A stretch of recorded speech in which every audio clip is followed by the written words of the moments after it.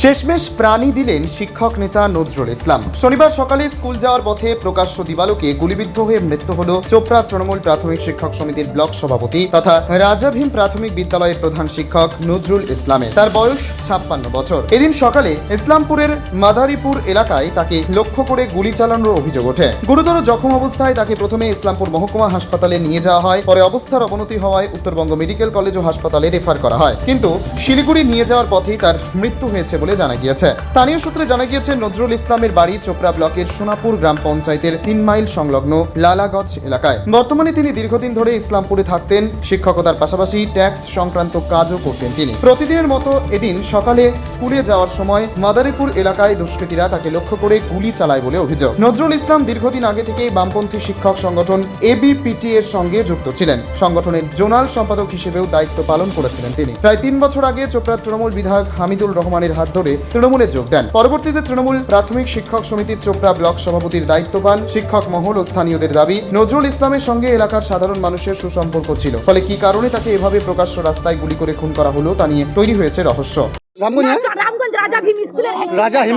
রাজা ভীম স্কুলের head teacher, ঠিক আছে। উনি স্কুল যাচ্ছিলেন, আমাদেরকে ফোন আসে আপনার কাকাকে মাদারীপুরে গুলি করে দেওয়া হয়েছে। আমরা যতক্ষণে ওখানে পৌঁছাই ততক্ষণে অ্যাম্বুলেন্স এখানে মানে কাকা এখানে পৌঁছে গেছেন, হসপিটালে পৌঁছে গেছেন। এখন ওনাকে নিউটিয়াতে নিয়ে গেছে, শিলিগুড়ি হাসপাতালে নিয়ে গেছে প্রাইভেটে। আমরা তো এত কিছু জানি না, কিন্তু উনি তো একজন শিক্ষিত লোক, উনি টিচার। কোনো কারোর সাথে কোনো শত্রুতা নেই, কোনো পলিটিক্সের সঙ্গে যুক্ত নেই। উনি স্যার উনি একজন টিচার, শিক্ষিত লোক। ওনার সাথে কারো কোনো দুশ্মনী হবে? কেন মারতে পারে কি মনে হয়? কেন মারতে পারে স্যার? কেন মারতে পারে এটা তো কোনো কারণ না স্যার, মানে বুঝতে পারছি না ওনাকে কেন গুলি করা হলো। ওনার তো কারোর সাথে কোনো শত্রুতা নেই। ওটা শ্রীকৃষ্ণপুরে কোন জায়গাটায়? মাদারীপুরে। আমাদেরকে ফোন আসছিল কি মাদারীপুরে আপনার কাকাকে গুলি করে দেওয়া হয়েছে। না, শ্রীকৃষ্ণপুর পার করে খগবস্তি গ্রামটা আছে, ওইখানটাই বলে হয়েছিল, ওই পেট্রোল পাম্পের পাশে। এখন ওনাকে শিলিগুড়ি নিয়ে গেছে। কি নাম আপনার কাকা? আমার কাকার নাম নজরুল ইসলাম। নজরুল ইসলাম। উনি কোন স্কুলের শিক্ষক? কোন স্কুলের? রামগঞ্জে। না, চোপড়া। না, রামগঞ্জ রাজা ভীম স্কুলের হেড টিচার উনি। হ্যাঁ, হেড টিচার। এটা কি সরকারি স্কুল? হ্যাঁ, সরকারি স্কুল। আপনার নাম? এমডি বিলাল। কে হয় আপনার? আমার কাকা। ঘটনার পেছনে রাজনৈতিক কারণ রয়েছে কিনা নাকি অন্য কোনো বিরোধের জেরে এই হামলা তা নিয়েও ধোঁয়াশা রয়েছে। ঘটনার খবর ছড়িয়ে পড়তেই এলাকায় ব্যাপক চাঞ্চল্য তৈরি হয়। ঘটনার তদন্ত শুরু করেছে পুলিশ। উত্তর দিনাজপুরের ইসলামপুর থেকে নিজস্ব প্রতিনিধির রিপোর্ট, টাইমস 14 বাংলা। স্বেচ্ছাসেবী সংস্থা খুলতে চান? তাহলে রেজিস্ট্রেশন প্রক্রিয়া শুরু করুন।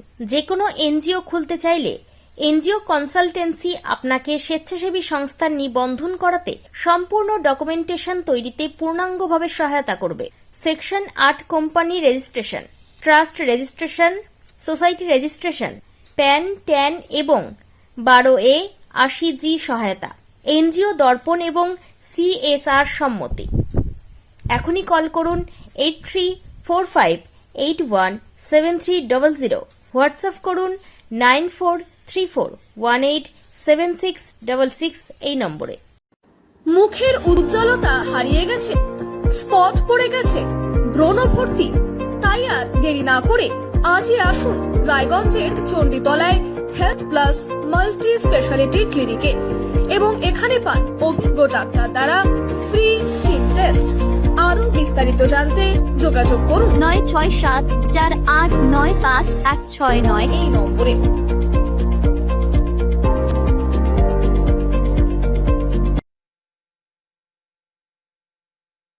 আজ তোমার বিয়ে সাজলো নতুন সাজে।